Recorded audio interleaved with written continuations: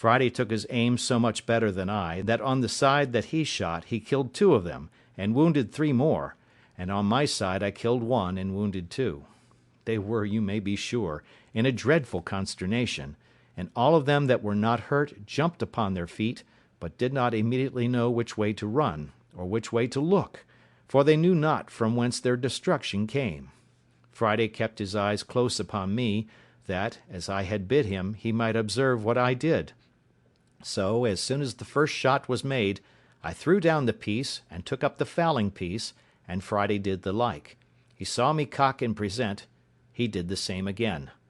"Are you ready, Friday?" said I. "Yes," says he. "Let fly, then," says I, "in the name of God." And with that I fired again among the amazed wretches, and so did Friday. And as our pieces were now loaded with what I call swan shot, or small pistol bullets, we found only 2 drop, but so many were wounded that they ran about yelling and screaming like mad creatures, all bloody, and most of them miserably wounded, whereof 3 more fell quickly after, though not quite dead. "Now, Friday," says I, laying down the discharged pieces, and taking up the musket which was yet loaded, "follow me," which he did with a great deal of courage, upon which I rushed out of the wood and showed myself, and Friday close at my foot. As soon as I perceived they saw me, I shouted as loud as I could, and bade Friday do so too, and running as fast as I could, which, by the way, was not very fast, being loaded with arms as I was, I made directly towards the poor victim, who was, as I said, lying upon the beach or shore, between the place where they sat and the sea. The 2 butchers who were just going to work with him had left him at the surprise of our first fire, and fled in a terrible fright to the seaside, and had jumped into a canoe, and 3 more of the rest made the same way. I turned to Friday, and bade him step forwards and fire at them.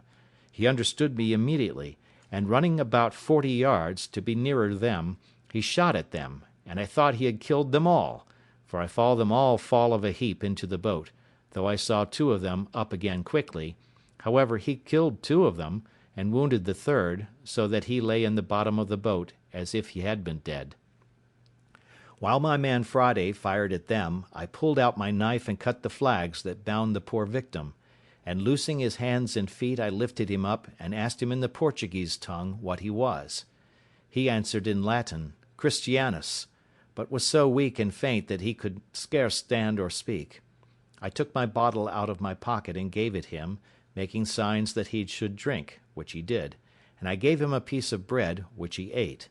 Then I asked him what countryman he was, and he said Espagnol,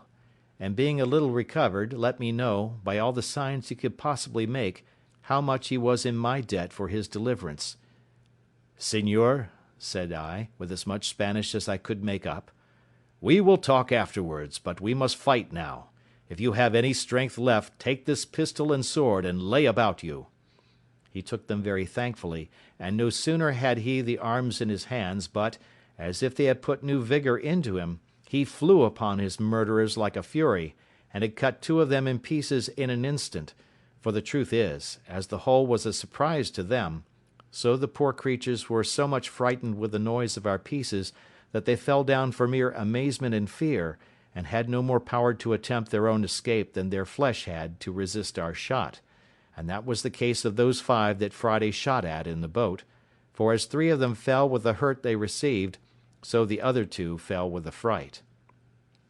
I kept my piece in my hand, still without firing, being willing to keep my charge ready, because I had given the Spaniard my pistol and sword.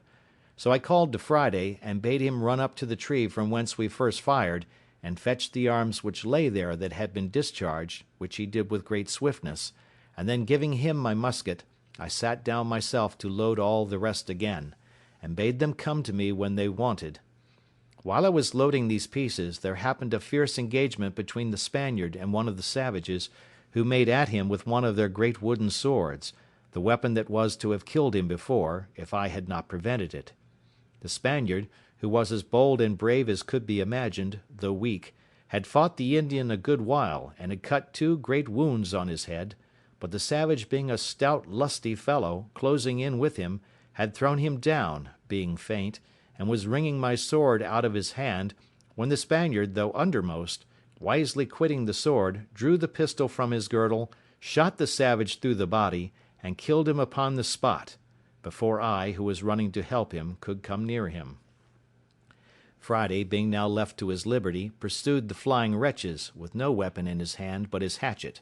and with that he dispatched those three, who, as I said before, were wounded at first, and fallen, and all the rest he could come up with. And the Spaniard coming to me for a gun, I gave him one of the fowling pieces, with which he pursued two of the savages, and wounded them both. But as he was not able to run, they both got from him into the wood, where Friday pursued them, and killed one of them, but the other was too nimble for him, and though he was wounded, yet had plunged himself into the sea, and swam with all his might off to those two who were left in the canoe,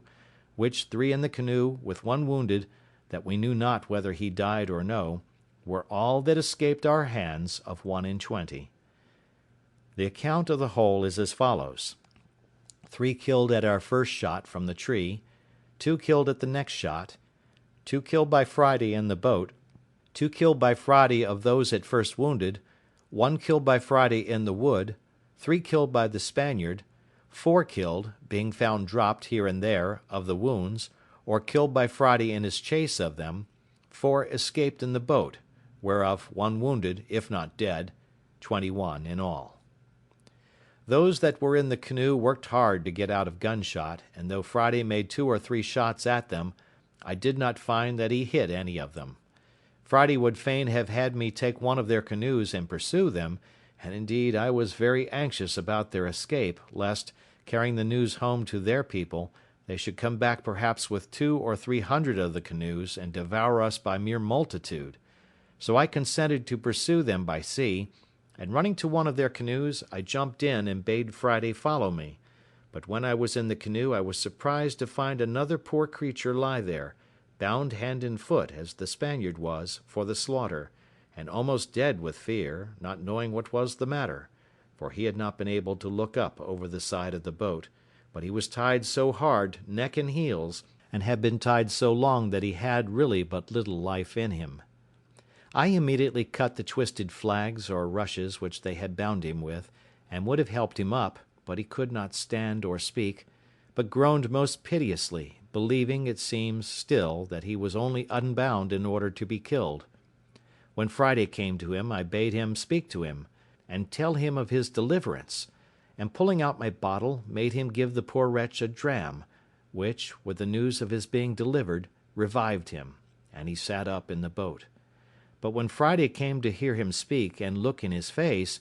it would have moved any one to tears to have seen how Friday kissed him, embraced him, hugged him, cried, laughed, hallooed, jumped about, danced, sang, then cried again, wrung his hands, beat his own face and head, and then sang and jumped about again like a distracted creature.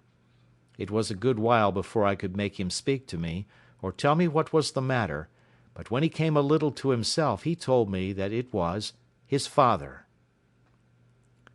It is not easy for me to express how it moved me to see what ecstasy and filial affection had worked in this poor savage at the sight of his father, and of his being delivered from death, nor indeed can I describe half the extravagances of his affection after this, for he went into the boat and out of the boat a great many times. When he went into him, he would sit down by him, open his breast, and hold his father's head close to his bosom for many minutes together, to nourish it. Then he took his arms and ankles, which were numbed and stiff with the binding, and chafed and rubbed them with his hands, and I, perceiving what the case was, gave him some rum out of my bottle to rub them with, which did them a great deal of good. This affair put an end to our pursuit of the canoe with the other savages, who were now almost out of sight, and it was happy for us that we did not, for it blew so hard within 2 hours after, and before they could be got a quarter of their way, and continued blowing so hard all night, and that from the northwest, which was against them, that I could not suppose their boat could live,